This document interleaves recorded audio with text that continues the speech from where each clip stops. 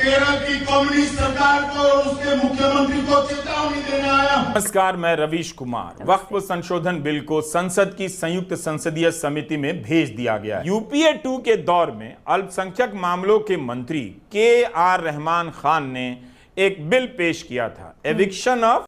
सबसे पहले मैं आपको बता दूं कि अमित शाह ने जो लेक्चर दिया है वो लेक्चर मैं आपको सुनवाऊंगा। अमित शाह ने क्या चेतावनी दी है वक्फ तरमीमी बिल को लेकर, वक्फ बोर्ड को लेकर, वक्फ की ज़मीन जायदाद को लेकर के, वो मैं आपको सुनवाने वाला हूं। और इस बिल की कितने लोग मुखालफत कर रहे हैं ये भी मैं आपको बता देता हूं। रवीश कुमार जी भी नाराज़ हैं और अखिलेश भी मुखालफत कर रहे हैं और असदुद्दीन ओवैसी वो भी इसकी मुखालफत में खड़े हैं, क्योंकि वक्फ की जो ज़मीन होती है वो बंदा, कोई भी धार्मिक आदमी अपने धर्म के लिए, अपने मज़हब के लिए उस ज़मीन को वक्फ कर देता है कि उस ज़मीन पर कोई मुसाफिर खाना बन जाता है।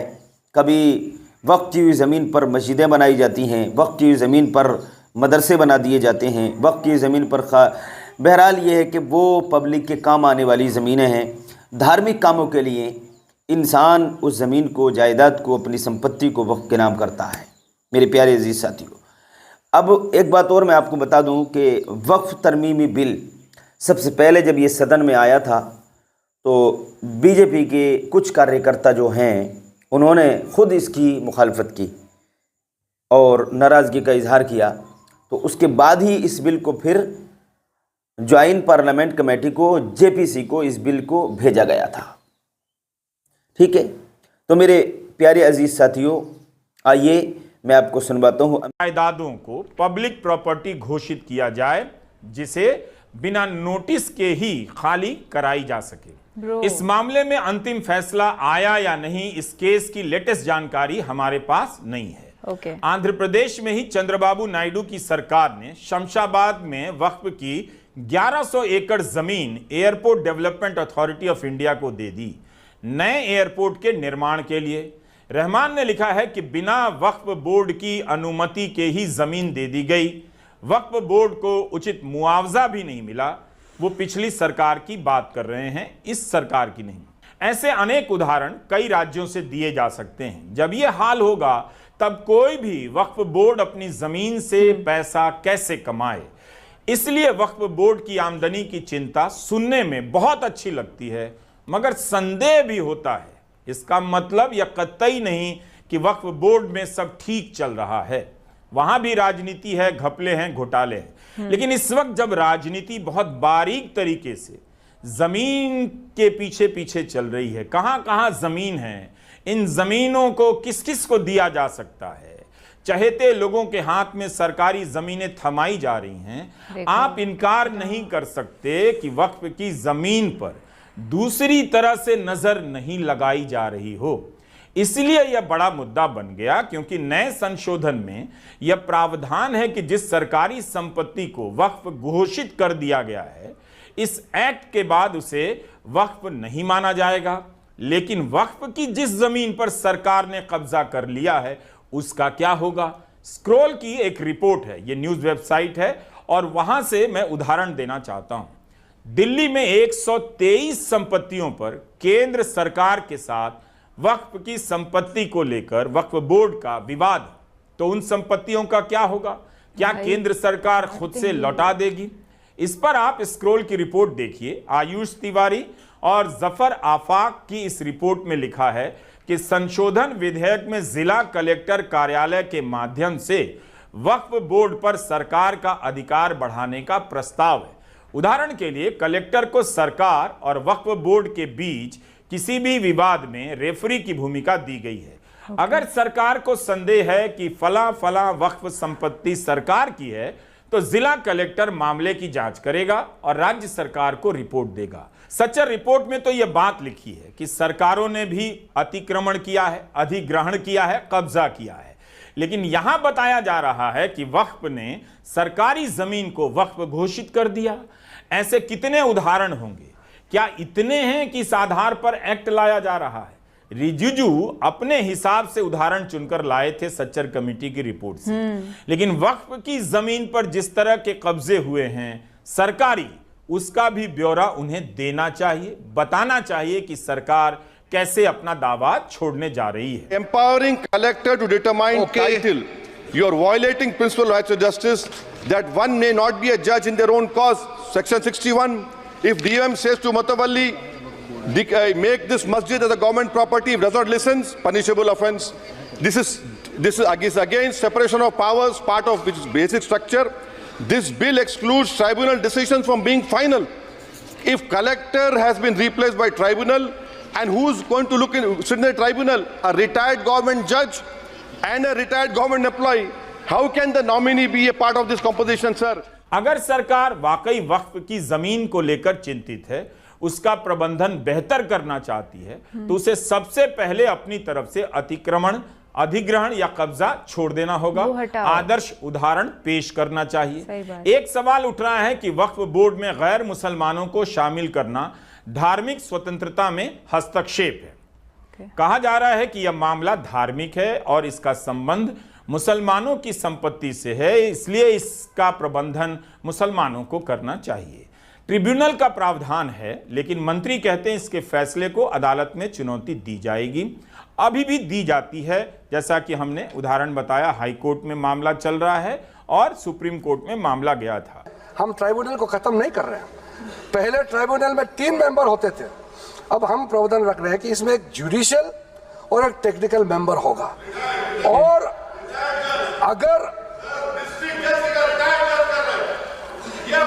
वो समझ में नहीं आया, मैं अभी सर उसमें हमने ये कहा है कि जो टेक्निकल मेंबर है, अगर वो एब्सेंट होता है तो एक जुडिशियल,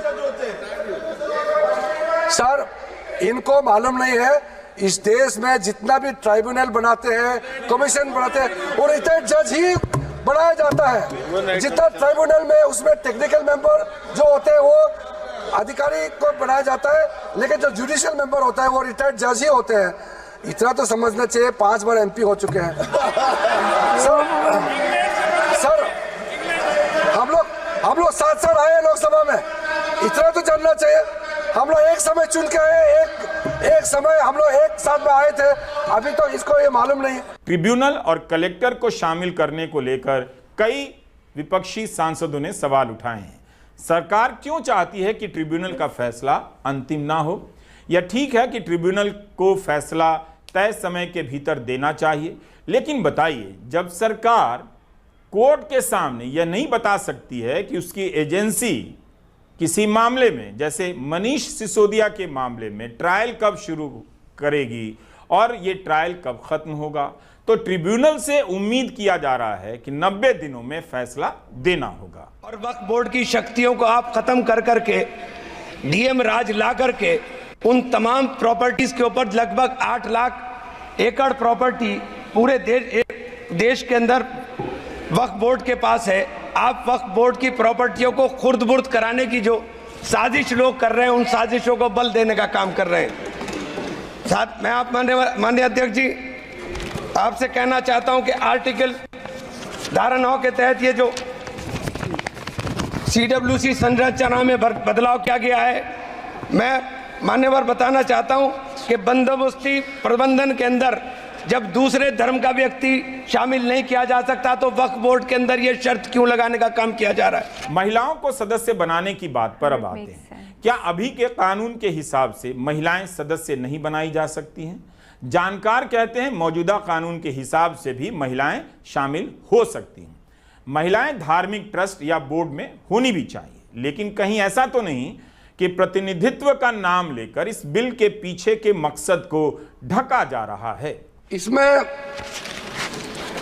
हमने जो ब्रॉड बेस किया है, किसी का हक छीनना तो बात छोड़ दीजिए, जिनको हक नहीं मिला है उनको हक देने के लिए ये बिल लाया गया है।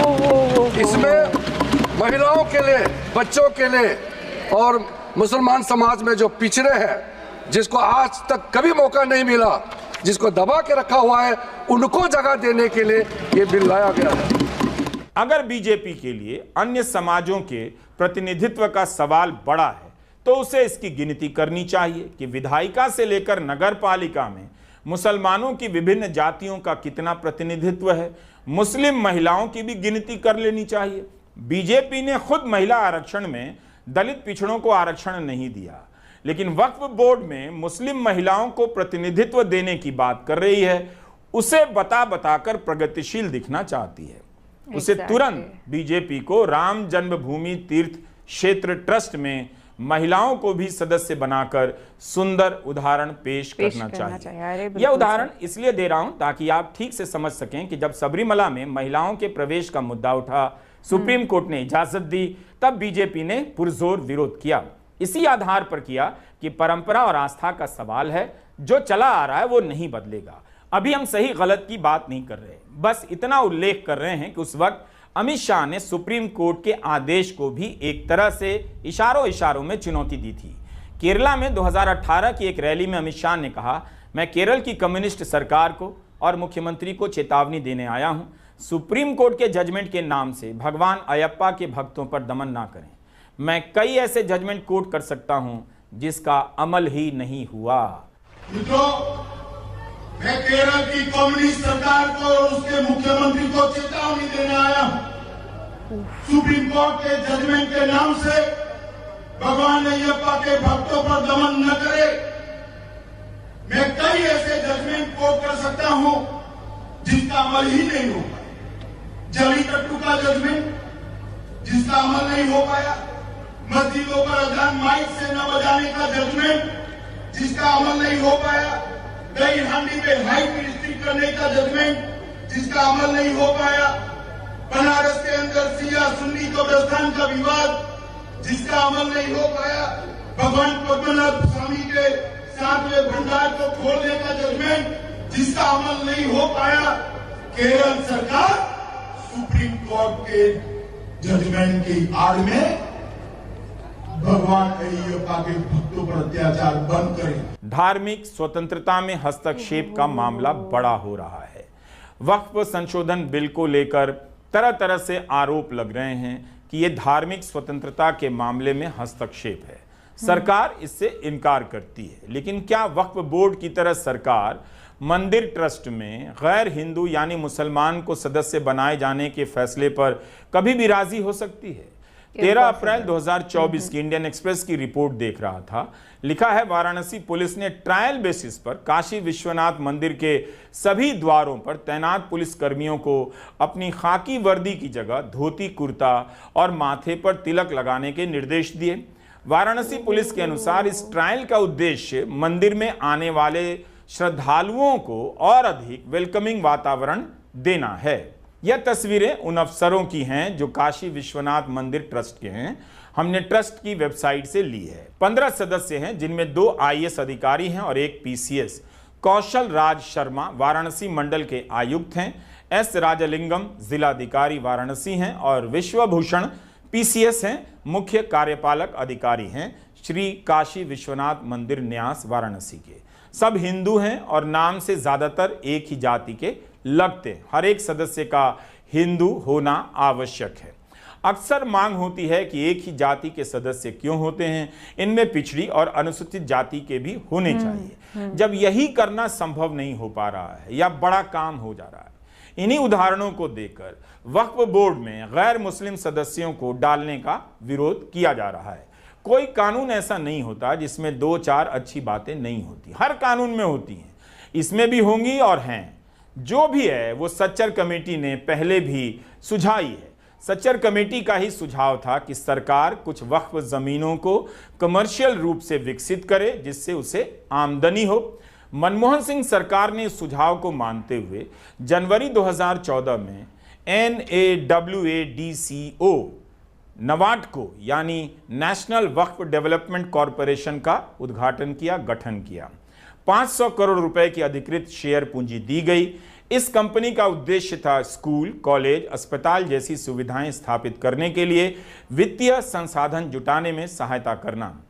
अंत में इसका क्या हुआ, मुझे इसके बारे में नई जानकारी नहीं है, लेकिन अल्पसंख्यक मामलों के मंत्री किरण रिजिजू को बताना चाहिए कि उनकी सरकार के 10 साल में इस दिशा में नवाडको के मामले में क्या प्रगति हुई है।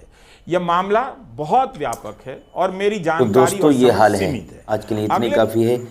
आप कमेंट करके ज़रूर बताना आपकी राय, कमेंट करके अपनी राय का इजहार कर देना, अपनी राय ज़रूर पेश कर देना। अस्सलाम वालेकुम।